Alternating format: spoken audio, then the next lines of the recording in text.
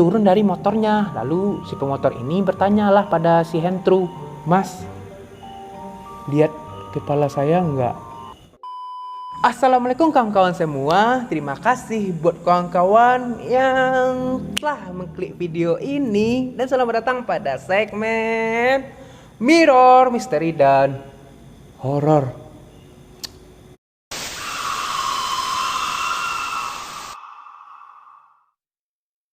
Halo kawan-kawan semua, gimana kabar kalian? Udah lama nggak berjumpa juga ya kan? Ya gara-gara jarang upload sih.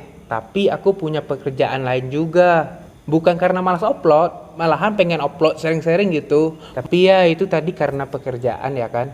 Jujur nih ya, aku sendiri juga pengen banget gitu. YouTube ini jadi pekerjaan utama bagiku. Tapi ya mau gimana lagi ya kan? Channel ini masih belum menghasilkan uang. Padahal udah monetisasi nih. Tenang aja, tetap semangat upload kok. Doain aja, semoga channel ini cepat berkembang ya kawan-kawan. Amin ya Allah, amin. Nah, tanpa basa-basi lagi, aku punya kisah seram yang begitu menarik nih. Sekaligus nih ya, epic gitu. Seperti apa kisah seramnya? 3, 2, 1, cekidot.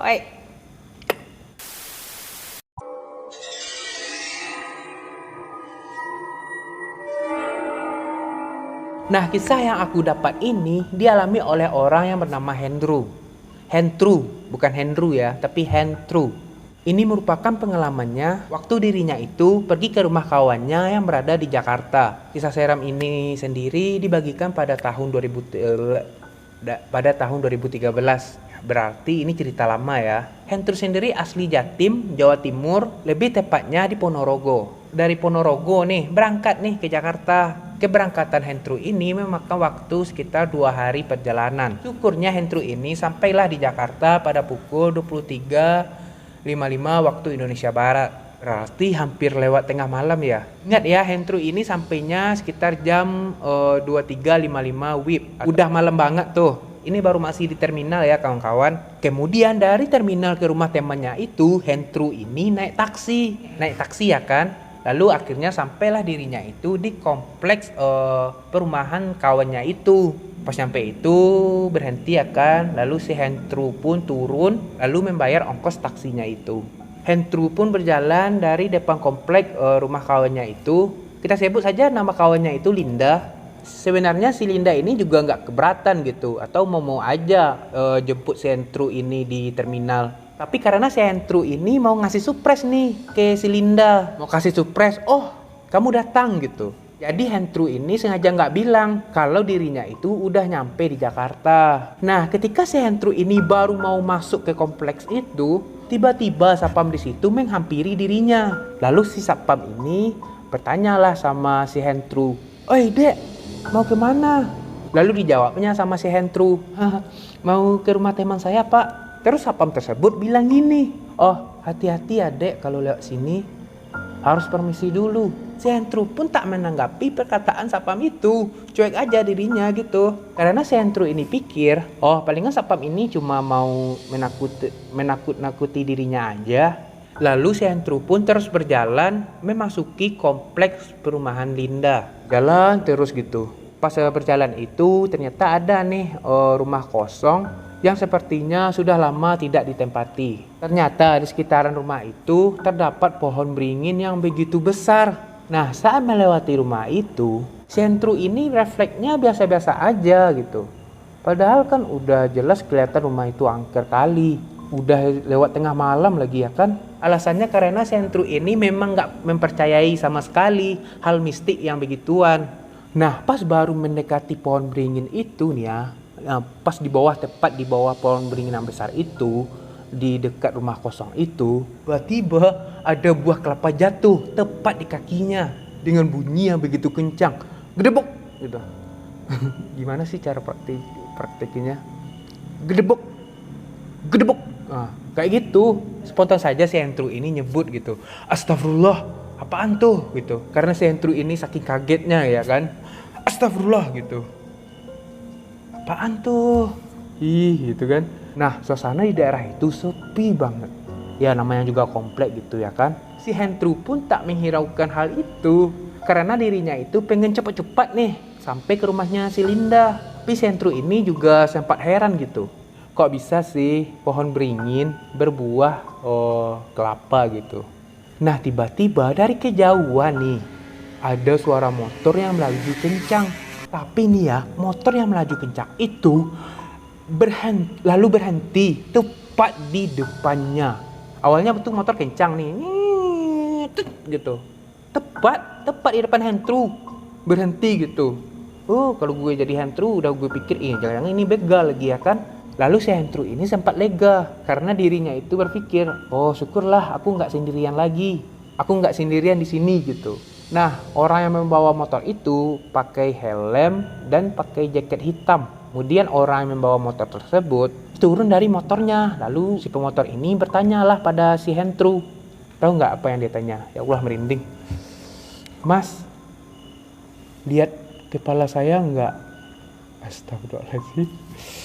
Tahu nggak gimana respon Hendro? Awalnya si Hendro ini dia pikir salah dengar gitu. Makanya ditanyanya lagi. Lihat apa mas? Tiba-tiba orang itu pun membuka helmnya sambil berkata, Kepala saya loh mas, lihat enggak? Saya lagi nyari kepala saya yang hilang. itu katanya. Kalian bayangin sih, udah lihat secara langsung lagi si Hendro ya kan. Buset dah, kata si Hendro. Pas ia buka helmnya itu, kepalanya emang gak ada. Si Hendro ini jelas lihat betul sosok ini. Gak ada darahnya, cuma ada daging yang menjijikan dan bau busuk. Karena di depan si Hendro ini ada sosok yang menyeramkan ya kan. Aturannya pergi ke rumah si Linda. Si Hendro ini balik lari ke belakang dengan tujuan meminta tolong sama satpam yang sempat ia temui tadi. Pas si Hendro ini berlari balik ke belakang ya kan, untuk menuju satpam yang tadi, otomatis si Hendro ini kan lewat pohon beringin yang tadi. Ada buah kelapa yang jatuh di pohon beringin tadi ya kan. Nah otomatis Hendro lihat tuh pohon buah kelapa di dekat pohon beringin tadi yang sempat ia lewati tadi gitu. Tahu nggak apa yang lihat sama si Hendro ini? Dia langsung kaget gitu karena buah kelapa yang tadi jatuh itu ternyata kepala setan yang bawa motor tadi. Itu kepala ternyata. Si Hendro lihat jelas betul, mukanya pucat pasi dan kayak ada darah gitu di keningnya. Udah lihat hantu tanpa kepala, lihat kepala di pohon beringin yang tadi, ditambah lagi sosok kepala tersebut senyum nih, menyeringai. Astagfirullahaladzim. Saking menyeringainya senyum sosok kepala tersebut, bibirnya itu ya kan sampai menyeringainya tuh, robeknya tuh sampai ke telinganya gitu. Ini sampai ke telinganya. Astagfirullahaladzim. Malah kali nasib kau Hendro.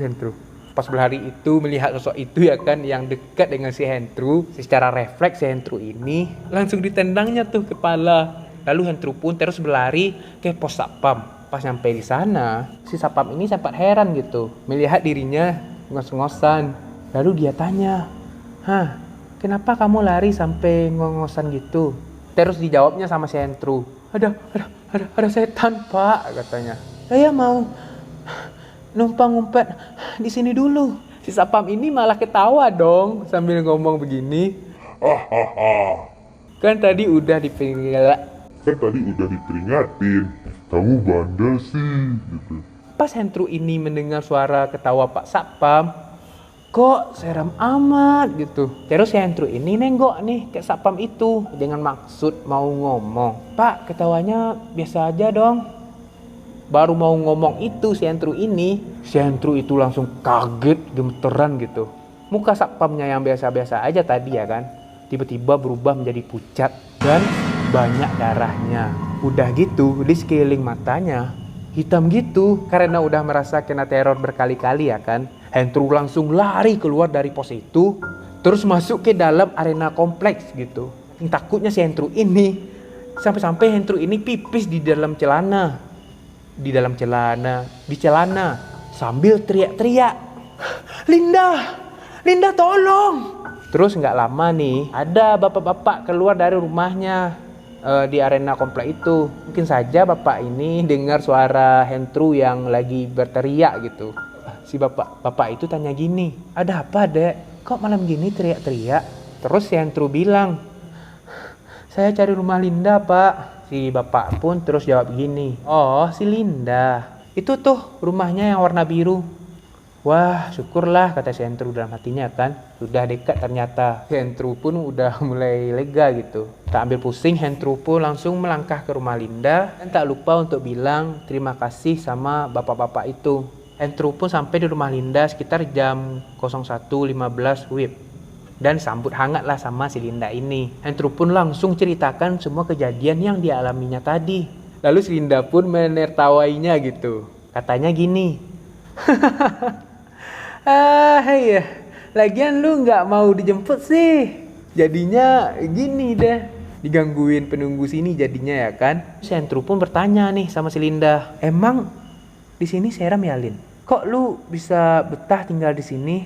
Dijawabnya sama si Linda. Ya kalau gue sih udah biasa. Dulu nih ya yang punya rumah kosong itu seorang pembalap liar. Namanya Haris.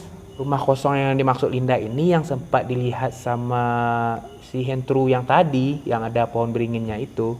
Nah si Linda pun terus bercerita, si Haris ini yang seorang pembalap liar itu kalah taruhan gitu. Gak bisa bayar taruhan itu. Jadinya dia dikejar-kejar sama lawannya itu. Terus pas dia lagi kabur, kebut-kebutan tuh. Nah waktu mau masuk komplek nih sambil kebut-kebutan itu, tiba-tiba dia nggak sengaja nabrak satpam yang lagi jaga di depan kompleks.